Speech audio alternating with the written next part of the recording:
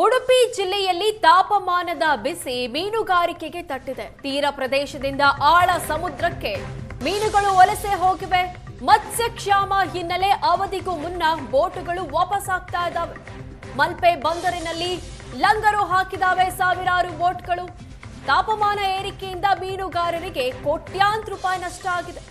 ತಾಪಮಾನ ಮತ್ತಷ್ಟು ಹೆಚ್ಚಾದರೆ ಮೀನುಗಾರಿಕೆ ಸ್ಥಗಿತಗೊಳಿಸುವ ಭೀತಿ ಎದುರಾಗಿದೆ.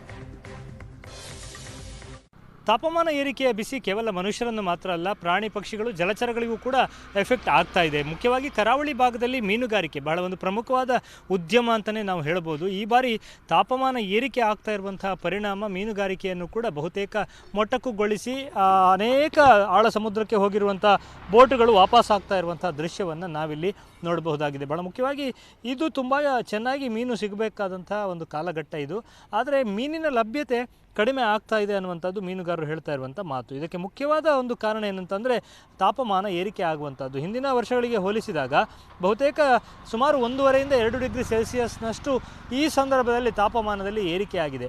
ಪ್ರತಿದಿನ ಕೂಡ ನಾವು ಕರಾವಳಿಯಲ್ಲಿ ಗಮನಿಸೋದಾದರೆ 32-34 ಡಿಗ್ರಿ ಸೆಲ್ಸಿಯಸ್ವರೆಗೂ ಕೂಡ ಏರಿಕೆ ಆಗಿದೆ. ಇದು feels like 40 degree Celsius. So ಏನಂತಂದರೆ ಕರಾವಳಿಯ ಬಿಸಿಲು ಅನ್ನುವಂಥದ್ದು ಕೇವಲ ಈ 32-34 ಡಿಗ್ರಿ ಸೆಲ್ಸಿಯಸ್ ಅಂತ ಅನಿಸಿದರೂ ಕೂಡ ಅದರ ತೀವ್ರತೆ ಸಾಕಷ್ಟು ಇರುತ್ತೆ. ಸೊ ಇದು ಜಲಚರಗಳ ಮೇಲೂ ಕೂಡ ಗಂಭೀರ ಪರಿಣಾಮವನ್ನು ಉಂಟು ಮಾಡ್ತಾ ಇದೆ. ತಾಪಮಾನ ಹೆಚ್ಚಾದಾಗ ಸಹಜವಾಗಿಯೇ ಮೀನುಗಳು ಕರಾವಳಿಯ ತೀರ ಪ್ರದೇಶವನ್ನು ಬಿಟ್ಟು ಆಳ ಸಮುದ್ರದ ಕಡೆಗೆ ಹೋಗುತ್ತೆ. ಸೊ ಆ ಸಂದರ್ಭದಲ್ಲಿ ಕರಾವಳಿಯ ತೀರ ಪ್ರದೇಶದಲ್ಲಿ ನಡೆಸುವಂತಹ ಮೀನುಗಾರಿಕೆಗೆ ಬಹಳ ತೊಂದರೆ ಆಗುತ್ತೆ ಅನ್ನುವಂಥದ್ದು. ಸೊ ಸಮುದ್ರದಲ್ಲಿ ಏನಂದರೆ ಆ ಬಿಸಿಲಿನ ಜಳವನ್ನು ಬೀಚ್ ಪರಿಸರಕ್ಕೆ ಹೋದರೆ ಯಾರೂ ಕೂಡ ಅನುಭವಿಸಬಹುದಾಗಿದೆ. ಸಹಜವಾಗಿ ಅದು ಜಲಚರಗಳ ಮೇಲೂ ಕೂಡ ಇಫೆಕ್ಟ್ ಆಗ್ತಾ ಇದೆ. ಅದರ ಪರಿಣಾಮ ಬಹುತೇಕ ಜಲಚರಗಳು ಮೀನುಗಳು ಸಮುದ್ರದ ಮಧ್ಯಭಾಗಕ್ಕೆ ಆಳ ಸಮುದ್ರಕ್ಕೆ ಅಂದರೆ ಡೀಪ್ ಸೀಗೆ ಹೋಗ್ತಾ ಇದೆ. ಸೊ ಇದರ ಪರಿಣಾಮ ಮೀನಿನ ಲಭ್ಯತೆ ಕೂಡ ಕಡಿಮೆ ಆಗ್ತಾ ಇದೆ. ಸೊ ಬಹುತೇಕ 85% ಆಳ ಸಮುದ್ರ ಬೋಟುಗಳು ಈಗಾಗಲೇ ವಾಪಸ್ಸು ಬರುವುದಕ್ಕೆ ಆರಂಭ ಆಗಿದೆ. ಬೋಟುಗಳು ಆಳ ಸಮುದ್ರಕ್ಕೆ ಹೋಗಿಯೂ ಕೂಡ ಪ್ರಯೋಜನ ಆಗೋದಿಲ್ಲ. ಲಕ್ಷಾಂತರ ರೂಪಾಯಿ ವೆಚ್ಚ ಇರುತ್ತೆ. 10-15 ಕಾರ್ಮಿಕರಿರ್ತಾರೆ, ಅವರ ಪ್ರತಿದಿನದ ಸಂಬಳ ನಡೆಸಬೇಕು.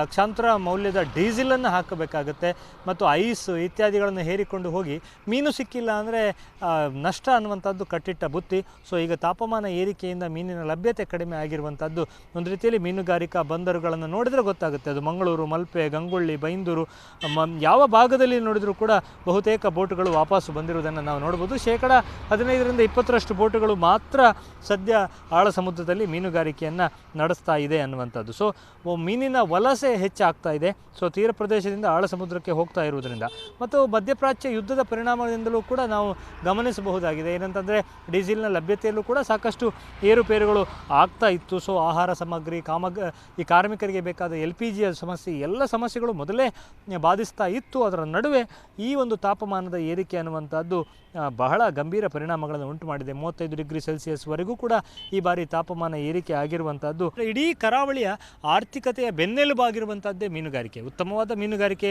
ಆದರೆ, ಒಳ್ಳೆಯ ಮೀನು ಲಭ್ಯ ಆದರೆ ಆರ್ಥಿಕವಾಗಿ ಇಡೀ ಕರಾವಳಿಯ ಮೇಲೆ ಅದು ಪರಿಣಾಮವನ್ನು ಉಂಟು ಮಾಡುತ್ತೆ. ಮಾರುಕಟ್ಟೆಗೆ ಒಂದು ಚೇತರಿಕೆಯನ್ನು ಕೊಡುತ್ತೆ.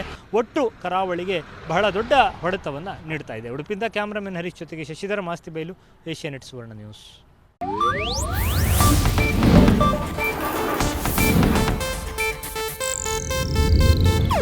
ಇದು ಏಷ್ಯಾನೆಟ್ ನ್ಯೂಸ್ ನೆಟ್ವರ್ಕ್ ಪ್ರಸ್ತುತಿ.